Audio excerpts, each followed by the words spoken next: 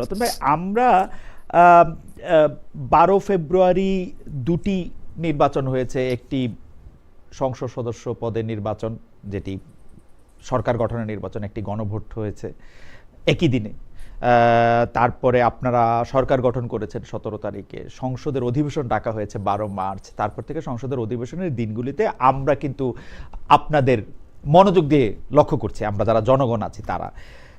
আমাদের প্রশ্ন হচ্ছে, অতীতে কি হয়েছে, আপনারা কোন প্রেক্ষিতে জুলাই সনদের প্রতি আস্থা এনেছেন, স্বাক্ষর করেছেন, আপনারা বিভিন্ন সংস্কার প্রস্তাবনা বাস্তবায়নের কথা বলেছেন, নোট অফ ডিসেন্ট দিয়েছেন, সেগুলি আপনারা সবচেয়ে ভালো জানেন। কিন্তু আমাদের প্রশ্ন যে জুলাই সনদ ও গণভোটের রায় বাস্তবায়নে আপনারা কি এক ধরনের পিক এন্ড চুজ করছেন? যখন যেটা সুবিধা সেটাকে সামনে আনছেন। আগে বলা হতো বাঙালকে হাইকোর্ট দেখানো, আপনারা কি সেই জায়গায় সংবিধান দেখাতে শুরু করেছেন? মানে ঘটনাটা কি আসলে, মানে আপনারা কি করতে চাচ্ছেন রতন ভাই, যদি একটু বলেন। মানে জুলাই জুলাই সনদে যা আছে বা সংস্কারে যা আছে সেইগুলি সংস্কার না করে, প্রায়োরিটিতে সেগুলি প্রথমে না এনে অন্য কিছু বলা, এটা কি বিএনপির দলীয় সিদ্ধান্ত? মানে কি ব্যাপারটা যদি একটু বুঝায় বলেন। সরি, একটু লম্বা প্রশ্ন হয়ে গেল সেজন্য। খালেদ ভাই, সর্বশেষ আপনার সাথে আমার ম্যানহাটনে দেখা হলো, খুব ভালো লাগছিল এবং খুব ইচ্ছে করি আমি পরিবার নিয়ে আপনার সাথে দেখা করেছি। জি। আর অ্যাডভোকেট শিশির মনির সারাদিন ওনার অ্যাডভোকেসি এবং ওকালতি, মানে বলবো কি, আইনের মধ্যেই কিন্তু উনি সারাদিন ওনাকে নিয়োগ করে থাকেন। তো সেখানে আমি একজন রাজপথের মানুষ, আপনি আমার বিশ্ববিদ্যালয় লাইফ থেকে আমার হয়তো চিনে থাকবেন। আজকের যে প্রসঙ্গটা, প্রসঙ্গের শুরুতে আমরা একটা জিনিস যেটা লক্ষ্য করছি, একটা জুলাই একটা আবেগের ব্যাপার, জুলাই একটা অভ্যুত্থানের ব্যাপার। এই অভ্যুত্থানে কার কিভাবে অংশগ্রহণ ছিল, কে কতটুকু স্যাক্রিফাইস করেছি, ওইটার রায় কিন্তু 12 জুলাইতে আমাদের যে ইলেকশনের মধ্যে 12 ফেব্রুয়ারিতে কিন্তু আমরা সেটা জনগণ দিয়েছে। এখন তৎপরবর্তীতে আমরা যে হানা ভোটের যে প্রভিশনটা ছিল, সেই 4টা যে পয়েন্টের উপর ছিল, ওই 4টা পয়েন্ট থেকে কোন জায়গায় বিএনপি বলেছে আমরা সরে এসেছি। আজকে যে প্রাণবন্ত সবাইকে নিয়ে যে আলোচনাটা হলো মুলতবি প্রস্তাবের উপর, জামাতের যে আমির, ওনার প্রস্তাবের উপর 2 ঘন্টা যে প্রাণবন্ত আলোচনাটা হলো, এই আলোচনাটাকে আমি সূত্র ধরে বলি এবং এটিকে আমি মিন করতে চাই। এখানে আমি মনে করি যার যার অবস্থান থেকে পুরোপুরি পুঙ্খানুপুঙ্খভাবে এটা দুই পক্ষ থেকে, এখানে আমাদের সালাউদ্দিন ভাই ছিলেন যিনি এই জুলাই সনদের সাথে প্রথম থেকে এই প্রক্রিয়ার সাথে জড়িত ছিল। তারপর আজকে আইনমন্ত্রী আমাদের আসাদ ভাই ছিলেন, ওনাদের বিজ্ঞ সমস্ত লোকগুলো কিন্তু এখানে কথা বলে এক জায়গায় কিন্তু আমরা এসেছি। সেটা কি, সর্বশেষ দেখেন, আমি ডিবেট করলে আমি করতে পারি, কিন্তু আমি ডিবেটে আমি যাব না। আর এইখানে আমি ডিবেটে যাব না, কারণ আমি হইলাম রাজপথের মানুষ। আইনের ব্যাখ্যাটা দিবেন সেটা শিশির মনির ভাই। আর জুলাইয়ের অভ্যুত্থানের প্রেক্ষাপটে এখন বিএনপি কি করতে চাচ্ছে, এখন বিএনপিকে এক জায়গায় ওনারা দাঁড় করাতে চাচ্ছে। সেটা কি, ওনাদের কথাবার্তায় বা এখন জুলাইয়ের আবেগ ধরে বিএনপিকে খলনায়ক বানিয়ে জনগণকে বুঝাতে চাচ্ছে। জনগণ কাছে বিএনপি নির্বাচনের পূর্বে যা ওয়াদা করেছিল তা থেকে বিএনপি সরে যাচ্ছে বা যাবে। ওনাদের একটা অনুমান নির্ভর একটা রাজনৈতিক স্ট্যান্ডের উপর বিএনপিকে একটা জায়গায় দাঁড় করতে চাচ্ছে, যেটা জুলাই অভ্যুত্থানের চেতনার সাথে আমি ব্যক্তিগতভাবে যে আবেগ ধারণ করি, জাতীয়তাবাদী দল এবং আমাদের যে প্রধানমন্ত্রী, ওনার জুলাই সনদের উপর ওনার যে আবেগ, ওনার যে কমিটমেন্ট, এইটা প্রথমে আমরা আজকে আলোচনার মধ্যে যেটা জেনেছি, দুপক্ষের আলোচনার মধ্যে এটা কোনো আবেগের জায়গা নয়, এটা সাংবিধানিক সংস্কার না আদেশ। এইগুলো পুরোপুরি যে আদেশগুলো আমরা এখন মানব, যা আমরা সর্বোপরি যে ডিসিশনটা হয়েছে আমরা ওইখান থেকে আমরা মনে করি ভবিষ্যতে শুরু করতে চাই। দুই পক্ষের থেকে এখানে আলোচনা হবে, একটা সংসদীয় কমিটি হবে। দেখেন, যেটা আমি স্পষ্ট করে বলতে চাই, এই লাস্ট যারা অন্তর্বর্তীকালীন দায়িত্বে ছিলেন, এখন অনেক কথাই বেরিয়ে আসবে, ওনারা কিন্তু একটা জোড়াতালির মধ্যে দিয়ে আমাদেরকে শুধু একটা নির্বাচন করাবার জন্য বা নির্বাচন না হওয়ার জন্য কিন্তু একটা প্রক্রিয়া কিন্তু ছিল। আজকে আমি পরবর্তীতে আমার একটা যে অনুমান নির্ভর আমি কথা বলবো না, আমি দেখেছি নির্বাচনের পূর্ব যেভাবে সবাই নির্বাচন না হওয়ার প্রক্রিয়ার মধ্যে যা ছিল, ওইটার মধ্যে কিন্তু সরকারেরও অনেক ব্যক্তি জড়িত ছিল। এখানে জামাত ইসলামের মহামান্য যে আমির সাহেব ছিলেন উনিও কিন্তু 7 দিন আগে একটা প্রপোজাল দিয়েছিলেন, দেশে একটা জাতীয় সরকার হোক। দেশ যেখানে সবাই প্রস্তুতি নিয়ে ফেলেছিল যে আমরা একটা সাধারণ ইলেকশনের দিকে যাচ্ছি, ওইখানে কিন্তু এই প্রস্তাবটা কিন্তু আজকে বিভিন্নভাবে প্রকাশিত হচ্ছে এবং সবকিছুর জন্য বিএনপিকে যেভাবে একটা জনগণের বিরুদ্ধে দাঁড় করানো হচ্ছে, আমি মনে করি এই প্রক্রিয়াটা কখনই হবে না। একটা আমরা জুলাইতে আমরা আন্দোলনকে সফল করার জন্য যেভাবে আমরা এক জেলখানে এক পাতিলে ভাত খেয়েছি, আমরা এক মানে গাড়িতে আমরা চলেছি, আমাদের সমস্ত কিছু ত্যাগের মধ্যে, আমাদের রিস্কের মধ্যে সবাই আমরা একসাথে ছিলাম। না সুতরাং এখন আমাদের প্রাপ্তির সময়। রতন ভাই, আমি আমি আমি আপনার স্পিরিটটা আমি বুঝতে পারছি, কারণ আপনার সঙ্গে তো আমার কিন্তু আপনি আমাকে বলেন তো, এই জুলাই সনদ বাস্তবায়নে জামায়াতে ইসলামী বা এনসিপির সঙ্গে বিএনপির যতখানি দূরত্ব হচ্ছে, সেই দূরত্বটা কি নিয়ে আসলে?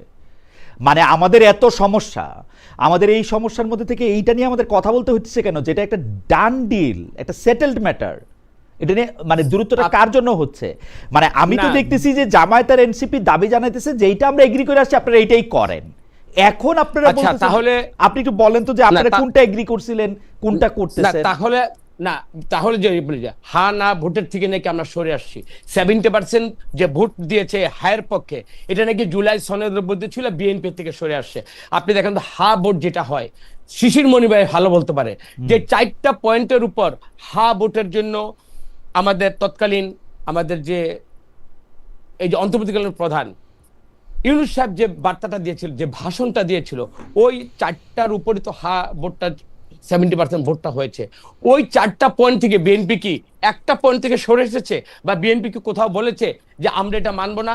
সালাউদ্দিন সাহেব আজকে স্পষ্ট করে বলেছে, জুলাই সনদে যা আমরা সাইন করেছি এবং সাইনটা আমরা প্রথমেই করেছিলাম, এই সাইনের বাইরে আমরা এক চুল আমরা অন্যদিকে যাব না। তাহলে ওনারা ব্যাখ্যাটা দেখ, বিএনপিকে এখন সন্দেহ করা হচ্ছে, বিএনপি এখন 217 সিটের বিএনপি হয়ে গেছে, বিএনপি আগামীতে দানব হয়ে যাবে, যেই দানবের একটা কাল্পনিক একটা অলিক একটা ধারণা নিয়ে বিএনপির উপর একটা দায় চাপাতে চাচ্ছে। আমার মনে হয় এই জায়গা থেকেই ওনারা ব্যাখ্যাটা দেখ, ওনারা কোন জায়গায় বিএনপিকে এই নামানার সন্দেহ প্রবণতা থেকে বিএনপিকে ছুঁড়ে চড়াতে চাচ্ছে। আমি রতন ভাই একটু ধরাই দেই, জিনিসটা হচ্ছে যে আমাদের স্বরাষ্ট্রমন্ত্রী সালাউদ্দিন আহমেদ সাহেব সংসদে এই পর্যন্ত সবচেয়ে বেশি কথা বলেছেন, সংসদের বাইরেও তিনি বিভিন্ন বিষয়ে ব্যাখ্যা দিয়েছেন। আপনি ঠিকই বলেছেন, জুলাই সনদের যে সংস্কার বাস্তবায়নে তার একটা প্রত্যক্ষ ভূমিকা এবং অংশগ্রহণ ছিল, কিন্তু তিনি এখন এসে গণভোটের কথা বলতেছেন যে এই গণভোটটা কি আসলে কিরকম, এইটাতে কি আসলে 4টা প্রশ্নের উত্তর কি আমি বুঝতে পারি কিনা, জনগণ বুঝতে পারে কিনা, এগুলি যে আমরা এখন এইটা আলোচনায় যে দিব, আমাদের আর এই সময় আছে কিনা, পরে আবার একটা বাজেট অধিবেশন। আপনি একটু মনে করে দেখেন রতন ভাই, আমরা জনগণ হিসাবে কি বুঝবো তাহলে? এইটা কি আসলে এই যে সংস্কারটা করার কথা, সেটা কি আসলে করা হবে, নাকি এটা ঝুলিয়ে রাখা হবে অন্য কোনো কিছুর দোহাই দিয়ে? আমরা যখন 51% মানুষের সমর্থন নিয়ে সরকার গঠন করলো বিএনপি, তার মানে কি আমরা জনগণের প্রতিনিধিত্ব করি না? আপনি যেই অংশের কথা বলছেন বা যে অংশের কথা বলে বিএনপিকে আপনারা বুঝাতে চাচ্ছেন বা ওনারা বুঝাতে চাচ্ছে বিএনপি এখন জুলাই সনদ থেকে সরে এসেছে, আমার তো মনে হয় এটা শিশির মনির ভাই এটা ব্যাখ্যা দিবেন যে কোথায় ওনাদের সন্দেহটা। আবার সালাউদ্দিন সাহেব তো রাজনৈতিকভাবে অনেক কথা বলেন, কিন্তু কার্যকরীভাবে পার্লামেন্টে ওনার মুখ দিয়ে কিন্তু আজকে আসেন আমরা পার্লামেন্টে এটা একটা কমিটি গঠন করি, এই কমিটির মধ্যে এখন প্রপোর্শনের কারা কত পার্সেন্ট থাকবে, কয়জন সদস্য থাকবে, এইটা নিয়ে কিন্তু এখন কথা হচ্ছে। তো খালেদ ভাই, আমরা কিন্তু কনসেস করি, কিন্তু আমরা একটু জায়গায় চলে আসছি সমঝোতার প্রশ্নে। আমি ওই জায়গাটা যেতে চাচ্ছি, আমি কোনো বাক বিতণ্ডার মধ্যে দিয়ে জুলাই সনদের যে অবমাননা বা শহীদের রক্তের যে দাম দিয়ে কিনে আজকের যে গণতন্ত্র, আজকে যে সার্বভৌম যে সংসদটা, এটাকে আমরা কোনোভাবেই জনগণের একটা বিতৃষ্ণার জায়গায় নিয়ে যেতে চাচ্ছি না। ওকে, আমরা অ্যাডভোকেট শিশির মনিরের কাছেই যাব। শিশির মনির, আপনি আমাদের একটু বলেন তো, আমার মূল প্রশ্নটা একটু মুলতবি থাক, আপনি বরং রতন ভাইয়ের প্রশ্নটার একটু জবাব দেন যে আপনার সন্দেহটা কোথায় হচ্ছে যে এইটা আসলে বিএনপি মানবে না বা করবে না। জানো শিশির মনির, আপনি তো একটু আগে বলেছেন জি যে সেটেলড ম্যাটারকে আনসেটেল করছে, এই জন্যই আমরা সন্দেহ করছি। সেটেলড কি ছিল তাহলে? প্রশ্ন, হোয়াট ওয়াজ সেটেলড?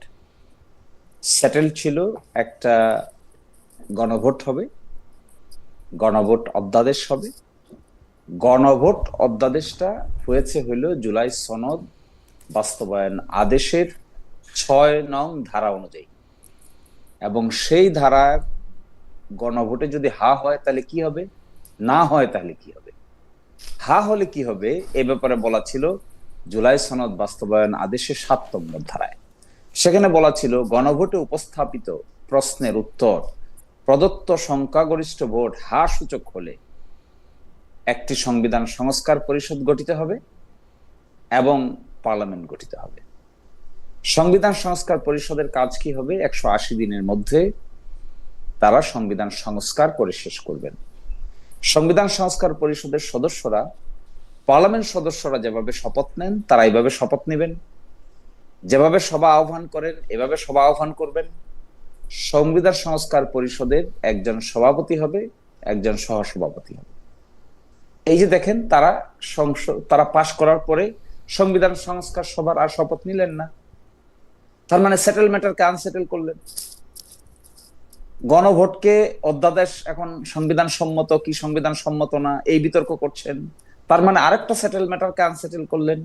যারা একটা সেটেল ম্যাটারকে আনসেটেল করতে পারেন, এইভাবে গণভোট হয়ে যাওয়ার পরেও গণভোটকে নিয়ে প্রশ্ন উত্থাপন করতে পারেন, তাদের ইন্টেনশন নিয়ে প্রশ্ন তোলাটা কি অস্বাভাবিক? অবশ্যই না। তাহলে তারা সেটেল ম্যাটারকে আনসেটেল করছেন কেন, কি কারণে করছেন? এই স্কিমের বাইরে তারা যাচ্ছেন কেন? মেজরিটি পেয়েছেন তাই। যেই মেজরিটি পেয়েছেন সেই আগের দিনে যে সমস্ত কথা বলে তারা স্বাক্ষর করেছেন, এই কথা তাদের মাথায় বেমালুম ভুলে গেছেন। এই প্রশ্ন আমরা উত্থাপন করলে যদি আমাদেরকে বলা হয় যে আমরা এটা আমরা সেটা, তাহলে তো ভুল হবে। আচ্ছা, বিশেষ মানে আমি ২-৩টা জিনিস আপনার কাছে একটু জানতে চাই। প্রথম কথা হচ্ছে যে এই সংবিধান ছুঁড়ে ফেলার কথা হচ্ছে, বলা হচ্ছে যেটা ৭২-এর সংবিধান, কিন্তু এটা কি আসলে ৭২-এর সংবিধান? এই ৭২-এর সংবিধান থেকে তো ৭২-এর সংবিধান তো আসলে আওয়ামী লীগও মানে নাই, আওয়ামী লীগও পরে দেওয়ার ফেরতও যাইতে পারে নাই। এই সংবিধানের মধ্যে আল্লাহর উপর বিশ্বাসের কথা আছে, এই সংবিধানের মধ্যে রাষ্ট্রধর্ম ইসলামের কথা আছে। এই সংবিধানের সাথে ৭২-এর সংবিধানের আসলে মিলও অনেক কম। আমাদের প্রশ্ন হচ্ছে এই সংবিধান আপনারা ছুঁড়ে ফেলার জন্য এত ব্যস্ত কেন?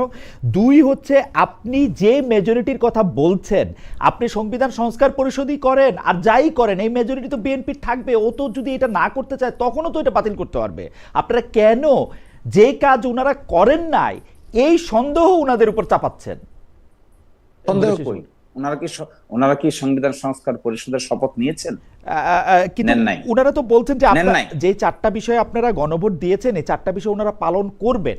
সংবিধান সংস্কারটা উনি নিতে পারেন নাই, কারণ আপনারাই মানে লার্নেড অ্যাডভোকেটরাই কেউ কেউ বলেছেন যে এটা আসলে নেওয়া যায় না, সংবিধানের রক্ষার শপথ নিয়ে সংস্কারের শপথ নেওয়া যায় না। আপনি একটু আপনার মন্তব্য করেন। আমার এটা কেমন কথা? তাহলে তারা আদেশটা মানছেন না।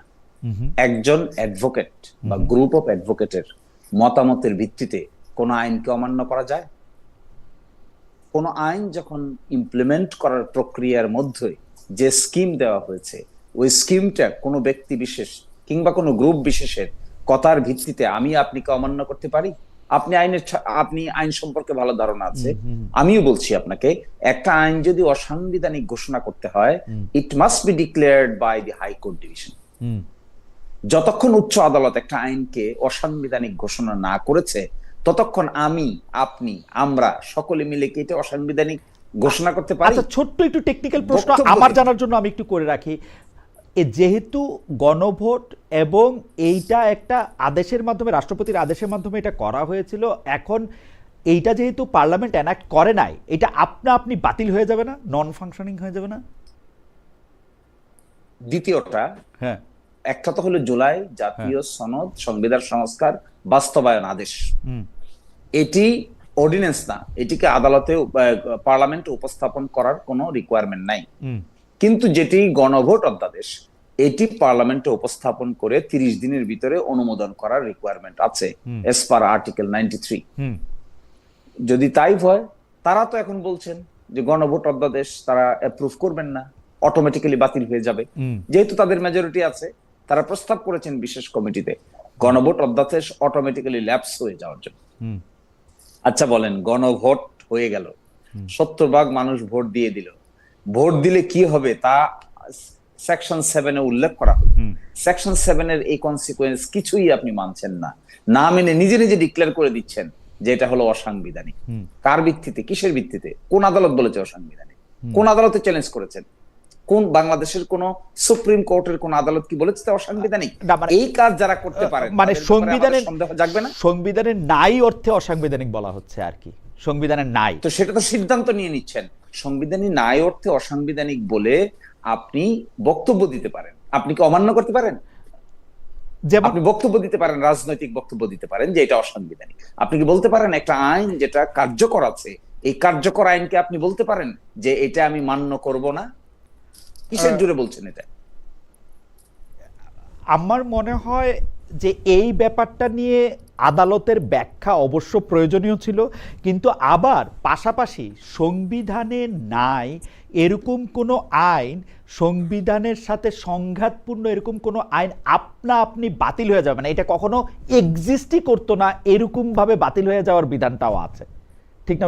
আছে, কিন্তু কিন্তু যা কিছু সংবিধানের সঙ্গে সাংঘর্ষিক আপনি আইন করতে পারেন, আপনি মানে রাষ্ট্রপতি মাথায় পিস্তল ধরে এটা আমি বলতে চাই না, কিন্তু ধরেন আপনি রাষ্ট্রপতিকে বাধ্য করতে পারেন একটা আদেশ করতে, কিন্তু এটা যদি সংবিধানের সাথে সাংঘর্ষিক হয় এটা আপনি বাতিল হয়ে যাবে না, মানে এটা এক্সিস্টই করতো না, এরকমই একটা অবস্থা হবে না এটার? সেটা হলো তাহলে আপনাকে কোর্টে গিয়ে বলতে হবে যে this law is ultra vires the constitution. সেইখানে যদি শুনানি হয়ে কোনো কোর্ট বলে yes this is ultra vires the constitution, only then আপনি বলতে পারেন দিস ল ইজ আনকনস্টিটিউশনাল। কিন্তু তাকে আপনি করেছেন? ওকে, না করে আপনি কি করছেন? মেজরিটির জোর দেখাচ্ছেন। এই জন্য তো আমাদের অবিশ্বাস, আমরা অবিশ্বাস তো খামাকা করিনি। একটা আপনি যে বলছেন না যে একটা সেটেল ম্যাটারকে আনসেটেল যখন করা হয় তখন অবশ্যই একটা পার্টনার যদি এই কাজ করে আরেকটা পার্টনারের মধ্যে অবশ্যই সন্দেহের উদ্রেক হবে। সেটাই হয়েছে। আচ্ছা বেশ, মনে আপনার কাছ থেকে তো অনেক কিছু শিখি, আরেকটা টেকনিক্যাল জিনিস একটু জানতে চাই। সংবিধানের তো পরিবর্তন হয়েছে রাষ্ট্রপতির কিছু জারি করা অধ্যাদেশ এবং আদেশ দিয়ে, এই পরিবর্তনটাকে ইনকর্পোরেট করে কি কোনো সংবিধান ছাপা হয়েছে ইন্টারিমের আমলে প্রকাশ? মানে এটা কেন করা হয় না? এটা কেন মানে না ছাপা? এটা এখানে কোনো পরিবর্তন আনা হয় না। এখানে বলা হয়েছে ওকে, আমরা কতগুলো বিষয়ে আমরা একমত হয়েছি, একমত হয়ে আমরা বলেছি এই এই বিষয়গুলো আমরা পরিবর্তন করব। পরিবর্তনটা কিভাবে করব এটা একটা আদেশের মাধ্যমে বলা হয়েছে, এবং সেটা আমরা সংবিধান সংস্কার পরিষদে করব। সেই পরিষদকে বিএনপি এখন শপথ নিচ্ছে না, শপথ না নিয়ে বলছে, ব্যাখ্যা দিচ্ছেন সালাউদ্দিন সাহেব, ব্যাখ্যা দিচ্ছেন আমাদের বর্তমান ল মিনিস্টার, ব্যাখ্যা দিয়ে কি বলছেন? অথচ এই আইনগুলো প্রক্রিয়ার সঙ্গে ওনারা দুজনেই জড়িত ছিলেন। এখন কি আমরা ওনাদেরকে সন্দেহের চোখে দেখবো না? নিশ্চয়ই দেখবো। ওকে, আসলে তো কথা হইতেছে প্রক্রিয়া নিয়ে, আমরা একটু প্রক্রিয়ার মধ্যে আসি। সংবিধানে পরিবর্তনটা সংবিধানে মানে সংবিধান কোনো পরিবর্তন করা হয় নাই, সংবিধানটা অ্যাজ ইট ইজ আছে। সংবিধান পরিবর্তন তো করা হয়নি। ওকে, সংবিধান এজ ইট ইজ থাকলে যা কিছু মানে আপনি নির্বাচনে অংশ নিয়েছেন সংবিধান দিয়ে, আপনি এখন আদালতে আইন পরিচালনা করছেন সংবিধান দিয়ে, সংসদ পরিচালিত হচ্ছে সংবিধান দিয়ে, এখন এই সংবিধানে যা কিছু আসে সেইভাবেই তো সংসদে চলতে হবে নাকি? কি করবে আর? মানে হ্যাঁ দেখেন, এটাই প্রশ্ন। দেখুন, যে প্রক্রিয়ার মাধ্যমে আমরা এখন এসে হাজির হয়েছি, এই প্রক্রিয়াটাকে আপনি সংবিধানের ভিতরে ব্যাখ্যা করতে পারবেন না। ওকে, this is something extraordinary circumstances. That extraordinary circumstances started on 5th August. Okay. সেখানে 5th August, 6th August, 7th August, 8th August একটা সরকার হলো। যে ধরনের সরকার আমরা পেলাম, এই ধরনের সরকার কিন্তু সংবিধানের মধ্যে আর নয়।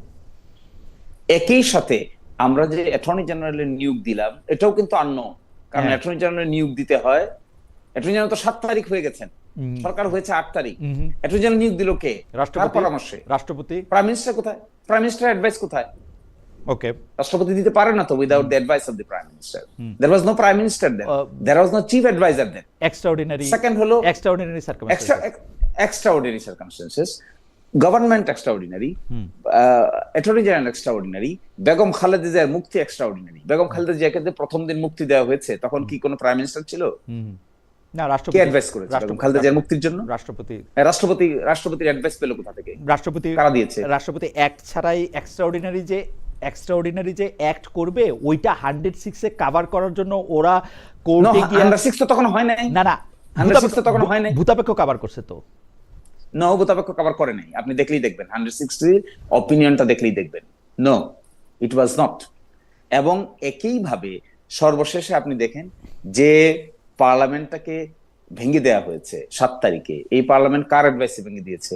Did the prime minister in written form advise the president to dissolve the parliament? Answer is no.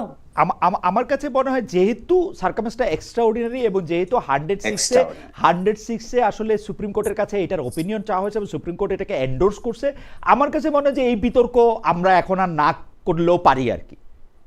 না, পারি না, হ্যাঁ এটাই আপনার ভুল। আমার পারি না বললে তো কাজ হবে না। ওকে, এই বিতর্ক আমরা ইউর রং আন্ডারস্ট্যান্ডিং। তো এই বিতর্ক করলে তো মানে এই 2026-এ আমরা যে নির্বাচন দেখছি সেই নির্বাচন, তার আগে আমরা যে অন্তর্বর্তীকালীন সরকার দেখছি, সবগুলি অবৈধ হওয়ার কথা আর কি হিসাবে। এই বিতর্ক তো আমরা করতে চাই নাই। এই বিতর্কটা তো আসলে হ্যাঁ, এই বিতর্ক বিএনপি এখন মেজরিটি পাওয়ার পরে আনসেটেল ম্যাটারকে আনসেটেল করতেছে। ওকে, আমার মনে হয় রতন ভাই এই জায়গাটায় আমি একটু অ্যাডভোকেট শিশির মনিরের সাথে, ব্যারিস্টার শিশির মনিরের সাথে আমি একমত যে আনসেটেল ম্যাটার থেকে, শিশির মনির আমার এই শব্দটাকে খুব পছন্দ করছে, আনসেটেল আর সেটেল, এই জায়গা থেকে একটু আমি বলতে চাই যে এই প্যান্ডোরার বাক্স আমরা আসলে খুলতে চাই কিনা সংবিধানকে যখন আমরা বারবার দেখাচ্ছি। আমিও কিন্তু ব্যারিস্টার মনিরের সাথে একমত যে আমরা যেভাবে এখানে বিপ্লব না করে একটা গণ অভ্যুত্থান, তারপরে যেভাবে অন্তর্বর্তীকালীন সরকার শপথ নিয়েছে, যেভাবে পরে তারা নির্বাচন কমিশন গঠন করেছে, ইলেকশন দিয়েছে, পুরো প্রক্রিয়াটাই, তো আপনারা সেই প্যান্ডোরার বাক্সই আসলে ওপেন করতে চান কিনা?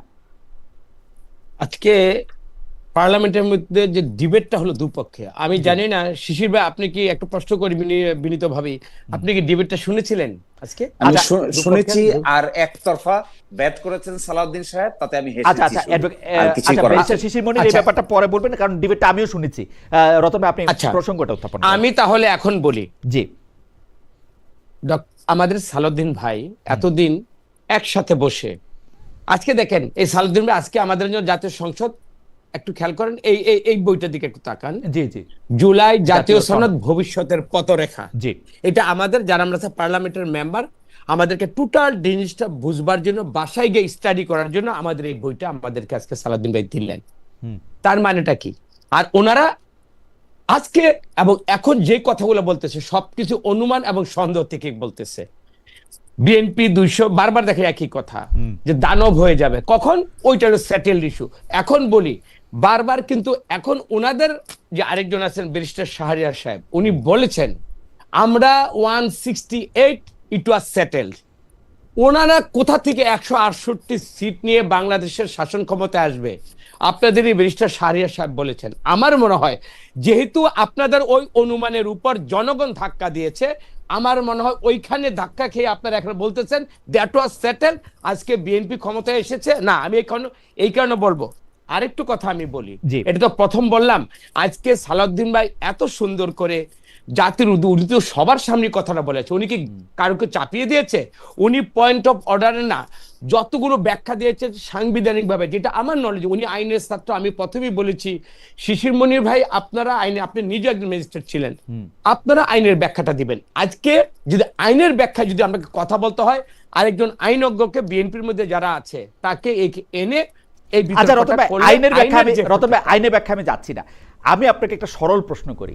সালাউদ্দিন সাহেবের আজকের বক্তব্য সংসদে দেওয়া, যেটা আপনার খুব ভালো লেগেছে, জুলাই সনদের যে বই, এটা দেখেছি সবসময় ভালো লেগেছে। আচ্ছা, এই বক্তব্য আর যখন এই জুলাই সংস্কার, মানে জুলাই সনদ নিয়ে, সংস্কার নিয়ে আলোচনা হইতেছিল, সেই সময় উনি যেসব বক্তব্য রাখতেছিলেন বা সর্বশেষ উনি যখন স্বাক্ষর করলেন, আপনি কি এই দুইটা বক্তব্যের মধ্যে কোনো পার্থক্য দেখেন? অর্থাৎ আমি বলতে চাই যে নভেম্বর 2025 পর্যন্ত জনাব সালাউদ্দিন আহমেদের বক্তব্য, না আমি আরেকটু ডিসেম্বরের ডিসেম্বরের শেষ পর্যন্ত জনাব সালাউদ্দিন আহমেদের বক্তব্য আর আজকের বক্তব্যের মধ্যে এই 3 মাসের মধ্যে আপনি কি তার বক্তব্যে কোনো তফাৎ দেখেন? রাজনৈতিক মঞ্চে উনি, আমরা সবসময় কিন্তু এক আঙ্গিকে কথা বলি, রাজনৈতিক যে আমাদের বক্তব্যটা, এটা কখনো সংসদ, আইন বা সংস্কার এগুলোর সাথে এক জায়গায় নিয়ে আসা কখনোই আমাদের উচিত হবে না। আজকে যা বলেছেন এটা করার জন্য বলেছেন, দেশের মানুষের জন্য বলেছেন, এবং সাংবিধানিক ভাবে আজকের যে আমরা জটিলতাটা আমরা মনে করছি, জি। উনি কিন্তু কনসাইজ করে এমন একটা জায়গায় সমঝোতার প্রশ্নে আসছেন। তো সমঝোতাটা কখন হয়? যদি সমঝোতাটাই আজকে আমি এটা চাই, তাহলে তো রাজনৈতিক বক্তব্যটাকে আমি কখনো রাখবো রতন না। ভাই, আরেকটা ব্যাপার, রতন ভাই, এই সংস্কারটা অসাংবিধানিক ভাবে করলে অসুবিধা কি? না তার মানে কি আজকে আমি যেটা করব জ্ঞাতসারে, সেটা পরের দিন আবার এটা কোশ্চেনেবল হবে, মানুষ এটা নিয়ে বলবে যে না ওইটা ঠিক হয়নি। আপনারা যে 217 আসন পায়, তারেক সাহেব যে প্রধানমন্ত্রী হয়েছেন, বেগম জিয়া যে মুক্তি পাইছেন প্রথম দিন, এটা নিয়ে তো কেউ প্রশ্ন তুলতেছে না তো। তাহলে আজকে বলি, শিশির মণি ভাই যে বললেন আমাদের বর্তমান আইনমন্ত্রী এবং আগের যে অ্যাটর্নি জেনারেল, ওনার নিয়োগটাকে যিনি প্রশ্নবিদ্ধ করলেন বা এটাকে অসাংবিধানিক বললেন, রতন ভাই, আমি একদম সরাসরি বলি, উনার নিয়োগটা অসাংবিধানিক হয়েছে আসলে। তাহলে তো ওনাদের সারাদিন তো উনি তো একটা মামলা করতে পারেন। না না, শিশির মনির ভাই তো এটা তাকে মামলা টুকু দিতে শিশির পারেন। মনির স্পষ্ট বলছেন যে তারা এটা নিয়ে কোনো আলোচনা করতে চান না, বিকজ এটা একটা না, সেটেলমেন্ট কেন মনে চান করেন। না? না, তাহলে আমি বলি যে জায়গায় আপনার তো সুবিধা হবে সেই জায়গায় চান না, আর যে জায়গায় বিএনপিকে একুইস্ট করে রাজনৈতিক ফায়দা হাসিল করা যাবে সেই জিনিসটা আচ্ছা, করা যাবে। এইটা আমি আজকে রতন একটা কথা বলি, জি। না আজকে যেটা জি। আসাদ ভাই যে উত্তরটা দিয়েছে, ওই যে ওনার তৎকালীন অ্যাটর্নি জেনারেলের যে নিয়োগটা যদি অসাংবিধানিক হয়, তাহলে এই যে টুপ্পু মিয়ার আন্ডারে যারা নাহিদ, যারা এনসিপি কে নিয়ে যারা আজকে জোট করলো, তাদের ওইটা অসাংবিধানিক। হয়েছে, উনি স্পষ্ট হয়েছে, যে ব্যাখ্যাগুলো দিয়েছেন, হ্যাঁ হয়েছে। না দিয়েছেন, তার মানে এটা কি আমরা কি এই এখন রাজনৈতিক নয়, এখন আইনের যে কুটচাল দিয়ে আমরা কি রাষ্ট্রটাকে আবার কি আগের জায়গায় নিয়ে যাবো? আচ্ছা, না একটা সমঝোতা দিয়ে? ওকে, শিশির মনির কি চান, জামায়াতে ইসলামী কি চান, এটা আমরা শুনবো তার কাছে। কিন্তু আপনি রাজনৈতিক কুটচালের কথা যেহেতু আপনি বললেন, আমি আপনাকে বিনয়ের সঙ্গে একদম, আপনাকে মানে এর চেয়ে বিনয় আর সম্ভব না, এর চেয়ে বিনীত হয়ে আমি বলতে চাই যে আমরা আমাদের প্রয়োজনে অনেকবার সংবিধান লঙ্ঘন করেছি, যেই সংবিধান লঙ্ঘনে বিএনপির সরাসরি সায় ছিল, বিএনপির পার্টিসিপেশন ছিল। সেই সংবিধানের প্রতি বিএনপি হঠাৎ করে আবার এতটা দুর্বল কেন হলো? কি দরকার? আপনি যেটা বলতেছেন যে সংবিধান প্রেমিক হওয়া, জি, আপনি দেখেন আজকে আমাদের আরেক আন্দোলিক পার্থ ব্যারিস্টার উনি একটা কথা বলেছেন, জি, ওনার কথাগুলো কি আমরা শুনিনি? জি শুনছি।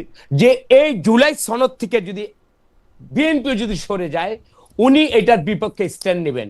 তার মানেটা কি? ওনার আবেগে, হৃদয়ে উনি কি এটাকে ধারণ করেননি? এখন যে আইনগতভাবে অবশ্যই ধারণ করে। এই জুলাইয়ের বিপক্ষে স্ট্যান্ড নেয়ার কোনো লাভ বিএনপি নাই, ও কেন নিবে? কিন্তু আমার কথা হলো এটা সরল পথে, আপনারা সিরাতাল মুস্তাকিমটা কেন নিচ্ছেন না, সরল পথ কেন নিতেছেন না? আপনি যেটা মনে করতেছেন সরল পথ, ইহদিনাস সিরাতাল মুস্তাকিম তো আমরা আছি, আমরা তো এইখান থেকে বিচ্যুত করতে চাচ্ছে, আমরা তো এই পথ থেকে আমরা কখনোই বিচ্যুত হব না। জনগণের কাছে যেটা আমার কমিটমেন্ট, যে জুলাইয়ের যে আবেগের জায়গা, এখন শুনেন আমাদের তো 417 মানে আমাদের নিরাপদ 450 লোক মারা গিয়েছেন। এখন এই জুলাই সনদটাকে যেভাবে নিজেদের একেবারে ঘরে তুলে মনে করছে জুলাই যে অভ্যুত্থানের জন্য বিএনপির কোনো অবদান নাই, খালেদা জিয়ার, তারেক রহমানের কোনো অবদান নাই, সমগ্র ক্রেডিট থেকে নিয়ে যাওয়ার জন্য ওকে, যা আজকে রাজনীতিরা হচ্ছে, আমাদের প্রশ্নটা ওই জায়গায়। তাহলে আমি আরেকটা কথা বলি, এর শেষ প্রশ্নটা দেখে, 12 তারিখে নির্বাচন হলো, 13 তারিখে আমাদের মুন্সিগঞ্জে কোথায় একটা পারিবারিক দ্বন্দ্বে পূর্বের একটা জেরে একটা মার্ডার হলো। এই ঢাকা বিশ্ববিদ্যালয়ে কারা ওই দিন রাতের বেলায় মিছিল করে ওই হত্যাকাণ্ডের জন্য তারেক রহমান শপথ নেয় নাই, তার ফাঁসি চাইছে। আপনারা দেখেন রাজনৈতিক পরিবেশটা কুলুষিত করা এবং নিজেদের সন্দেহটা, এটা কোথা থেকে কিভাবে সৃষ্টি হলো আপনি বলেন? এক একটা ইস্যুতে আমাদের সন্দেহ আমাদেরও হয়, যেই ঐক্যটা ছিল, যেই ভ্রাতৃত্বটা ছিল, এটা কোথা থেকে চির ধরালো, কেন সন্দেহের অবতারণা ঘটালো? এই প্রশ্নটা তো শিশির ভাইয়ের কাছে আমারও থাকবে। আমার মনে হয় যে জনাব শিশির মনির কাছে দুটি প্রশ্ন আসলে রেখেছিলেন, যে অ্যাডভোকেট সালাউদ্দিন উনি আসলে মানে অ্যাডভোকেট নন, মানে ল পড়েছেন উনি। সালাউদ্দিন আহমেদের কথা আপনি শুনেছেন কিনা, শুনলে সেটা সম্পর্কে আপনি আসলে কি বলতে চান? 2 নাম্বার, উনি বলতে চাইছেন যে আসলে ঐক্য বিনিষ্ট করার জন্য এবং নানা কারণে সন্দেহ সংশয়ের বীজ বপন করে অন্য কিছু করার জন্য আপনারা কোনো কিছু করতেছেন কিনা। 3 নাম্বার নম্বর প্রশ্নটা হচ্ছে আমার, সেটি হচ্ছে যে ব্যারিস্টার আন্দালিব রহমান পার্থ এটি বলেছেন যে আপনারা আসলে এই সংবিধানটা ছুঁড়ে ফেলে দিতে চাচ্ছেন কারণ এটা আপনাদের এরকম মনে হইতে পারে কারো কারো কাছে যেটা ৭১-এ জামাতে ইসলামী যেহেতু যেটা ভাবছিল সেটা হয় নাই, সে পরাজয়ের দলিল কিনা, এগুলি আপনি বলবেন। আপনি নোট নিচ্ছেন, আমি শুধু দর্শকদের কয়েকটা মন্তব্য শোনাই। একটি মন্তব্য হচ্ছে দর্শক উনি করছেন ডাক বুকিং, উনি অনেকবার করে করছেন যে খালেদা জিয়া সংবিধান ফেলে দিতে চেয়েছিলেন কেন, এই জবাবটি আরেকজন দর্শক ভিলেজ ফান 6510 তিনি বলছেন পঞ্চদশ সংশোধনী আর সংবিধান কি এক জিনিস কিনা, অর্থাৎ খালেদা জিয়া পঞ্চদশ সংশোধনী ফেলে দিতে চেয়েছিলেন, সংবিধান নয়। আরেকজন দর্শক উনি মোহাম্মদ জামাল মিয়া, উনি বলছেন এদেশের সবচেয়ে খারাপ চক্র হইল সাংবাদিক, এরা স্বার্থের জন্য কত না কিছু যুক্তিতর্ক আনতে পারে, এদেরকে বয়কট করা উচিত, অর্থাৎ আমাদের। হাওয়েভার শিশির মনির, আপনি যদি একটু বলেন। একটা কথা ভাই ক্লিয়ার, বিএনপির অবদান থাকবে না কেন? অবশ্যই বিএনপির অবদান আছে, জামাত ইসলামের অবদান আছে, এনসিপির অবদান আছে, অনেক বামপন্থী অর্গানাইজেশনের অবদান আছে, অনেক ব্যক্তির অবদান আছে, অনেক সাংবাদিকদের অবদান আছে, অনেক লয়ারের অবদান আছে। সুতরাং অবদান নিয়ে আজকের বিতর্ক নয়। Everybody has his own contribution, it has to be admitted. এটা যদি অ্যাডমিট আমরা না করতে পারি তাহলে আমরা ছোট মনের মানুষ হব, মিন মাইন্ডেড হব। যারা কন্ট্রিবিউশন করেছে everybody should be given due respect. এই সেটে বিতর্ক এখানেই শেষ। কেউ যদি তার ব্যত্যয় ঘটায়, এটার যদি কেউ ব্যত্যয় ঘটায়, এই ব্যত্যয় ঘটানোর দায় দায়িত্ব ওই ব্যক্তিকে নিতে হবে। ওই ব্যত্যয় ঘটার দায় দায়িত্ব রাজনৈতিক ভাবে ওই দলকে নিতে হবে। বাস, that is what is my statement. But second issue is, আমরা যে বারবার বলছি আন্দালিব রহমান পার্থ ভাই যে কথাটা বলছেন এটা ইমোশনাল। আমার এই ভাই প্রায়ই লোক হাসানোর জন্য, হাততালির জন্য অনেক অযৌক্তিক কথা বলে থাকেন। It is his fashion, but I respect his fashion. Third কথা হলো, জুলাই সনদ বাস্তবায়ন আদেশের মাধ্যমে সংবিধানকে ছুঁড়ে ফেলে দেওয়ার কোনো কিছুতেই আমরা এগ্রি করি নাই। That is a wrong statement. I participated in the consensus commission as a counterpart of Salahuddin Bhai. Days after days we debated and we concluded. সেই কনক্লুশনটা কি ছিল? ওই কনক্লুশন থেকে যখন সালাউদ্দিন ভাই সরে গিয়ে ভিন্ন ব্যাখ্যা দেন, তখন আমরা বলি সেটেলড ম্যাটারকে আনসেটেল করা হচ্ছে। This is what is my argument. আমরা কিন্তু ওই ব্যাখ্যা থেকে সরে না গেলে সেটেল ম্যাটারকে আনসেটেল করে ফেলতেছেন, এই কথা আমি জীবনেও বলতাম না। কিন্তু এখন কি বলছেন উনি? পার্থ ভাই যে কথা বলছেন, আমরা ৭১-এর সংবিধানকে, ৭২-এর সংবিধানকে ছুঁড়ে ফেলে দিচ্ছি কারণ এটার সঙ্গে একটা ঐতিহাসিক বিষয় ধরে, মোটেও না। It is at all not. হয়তো আমার এই ভাইয়ের প্রস্তাবটা ভালো করে পড়ার সুযোগ তিনি পান নাই।